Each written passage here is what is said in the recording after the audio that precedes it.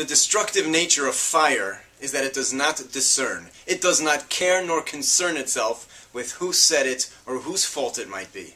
It simply consumes everything in its path. Rashi points out a unique, almost disturbing element of the punishment of the three main instigators in the rebellion against Moshe: Korach, together with Dasan and Aviram. The earth miraculously opens its mouth and swallows them whole, but it takes their entire families with them, their wives, together with their children, even their infants. And Rashi points out, Kama kasha machlokas, look at how severe, at how damaging and destructive is fighting, is contention. Nowhere else in the Torah do we ever find children being punished. Infants? Unheard of.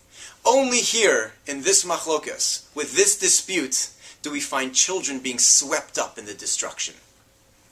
The Maral explains that this actually wasn't a punishment at all.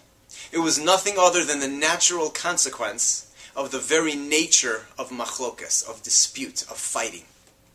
Dasan and Aviram brought this upon themselves when they stood at the entrances to their tents, defiantly ignoring Moshe's request for appeasement.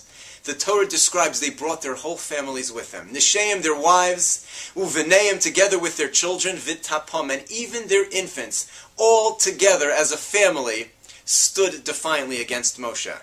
And once they engaged their children in this dispute, even passively, they all became connected to the fire of its destructiveness. And they all became consumed by the earth when it opened its mouth. We would love to live lives that are free of all contention, no fighting, no bickering. The reality is, we often get into disputes with our colleagues at work, with our friends in the neighborhood, even sometimes with our own spouse. But when that happens, if we bring that into our home, if we argue at the dinner table, if we argue in front of the children, we've brought the fire of that destructive nature into our homes. And our children, even as passive observers, become connected to it. It becomes part of their world. And that fire is damaging. They will bear the scars of being involved, being in a home that's filled with machlokas, with that contention. If we would run into a burning home to pull our children out, how sensitive must we be not to bring that fire in? Take the phone call outside.